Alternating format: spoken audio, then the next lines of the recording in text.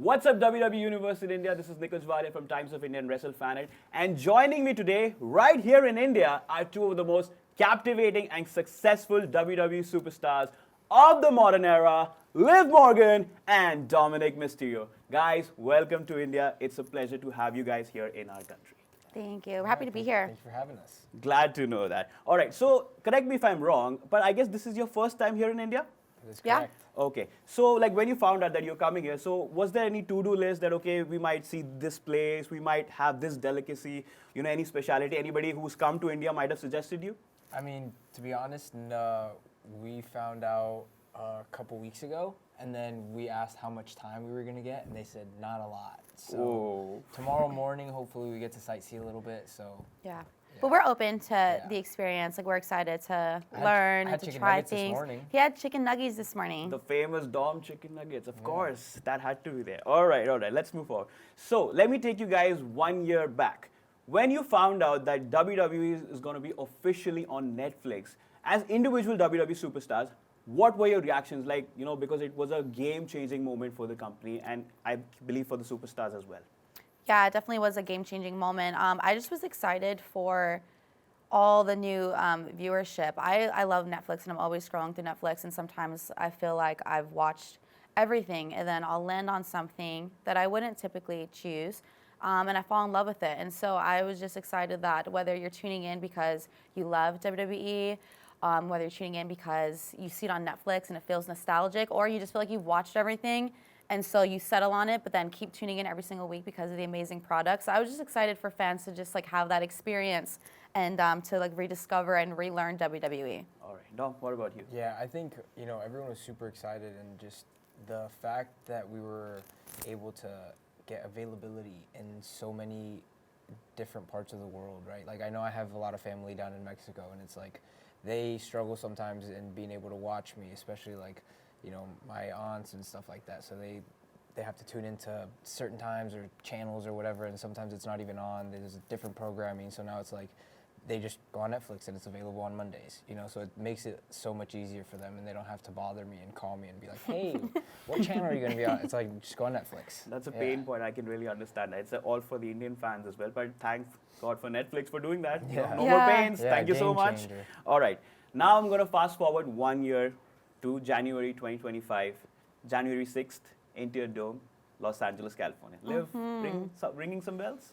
No, I don't remember that day at all. Well, I surely do. And of course, it was the debut edition of Monday Night Raw on Netflix. Liv Morgan, you walked into that historic episode as the WWE Women's World Champion. And Dom, you were right there to support your women. Of course. Always. How was it to be a part of that game-changing episode of Monday Night Raw? You know, that has been on television for like 30 plus years. And now the first episode on Netflix and Liv Morgan is the champion. How did it feel? It felt fitting. It felt like that's exactly as it should be. I was very excited to walk into this new Netflix era, to transition into Netflix as the women's world champion, the greatest women's world champion of all time. No doubt. I thought that I was very proud to be the first ever women's match on Monday Night Raw on Netflix. Even though it didn't go my way, I still saw the show, and it was iconic. You bet. It was iconic. And Dom, how did you feel seeing Liv compete in that historic episode? You know, it's always good seeing her being able to like have these accomplishments, right? Because that's a first. No one's ever gonna have that again. You know, she walked in as the greatest women's world champion of all time in the first episode of Netflix, and no one can take that away from her. No matter the outcome, what people are gonna remember is that she walked in as a champion. As she Thank said, you. the greatest women's world champion of all time. And I agree because Liv is one of my favorites. Thank you. Yeet. Oh wait, you can't do that. Yeet. You can't You yeet can't after say she's saying your that. That favorite doesn't and even then make yeet. sense. That doesn't even correlate at all. Sorry. I love No, Jay Yusuf for no that. yeet. No No yeet. yeet. No yeet. No yeet. Okay. No yeet. Let's talk about Netflix's WWE's move on Netflix. So, as a company, the new era has started about 3 months now, and it's been really successful. The PLEs, Raw, SmackDown, NXTs, everything has been going, you know, really great. So, with this move, how do you feel that it will benefit you guys as superstars to be now performing in front of a more wider audience? You know, the USA Network had its fair share of wrestling fans, but now Netflix has a global reach. How do you guys see that as your, you know, opportunity to capitalize? I feel like just so many more eyes on WWE and its superstars, and it's exciting because I feel like with all the new people watching, they get to really understand what it is that we do and all the different things that we do that are tied into one in WWE. It's so many forms of entertainment mashed together, and so for people to be able to appreciate that more because it is on Netflix and it's so much more accessible for everyone in the world. That was really exciting to me. Great. And Dom, do you think that this new era will get you like a huge singles championship on the main roster? Of course, you've been a North American champion, but another title in this new era? I hope so. I mean, I'm still trying. Right now, the goal is to help Finn with the IC title. You know, I know he has his sights set on that, so. Judgment Day is all strong. Yeah, That's of great to course. know. All right, so since you mentioned Finn Balor and all the things that have been going on, let's switch gears and see what is on the horizon. WrestleMania 41. So, of course, Dom, you've been part of two of the best WrestleMania matches that I've seen. One against your own father, WWE Hall of Famer, Rey Mysterio, one of my favorites, one more favorite I have. You can skip through that, yeah. Okay. And of course, the last year at WrestleMania 40 when you were in a tag team match as well. And 2024, I have to say, it has been the year of Liv Morgan. The Liv Morgan revenge tour, there is no denying for that. And Liv, you're still going strong as the WWE Women's Tag Team First Champion. ever, three-time with Raquel Rodriguez. So, with WrestleMania still a few weeks away, do you guys see yourself in like some prime spots for the match card for both nights?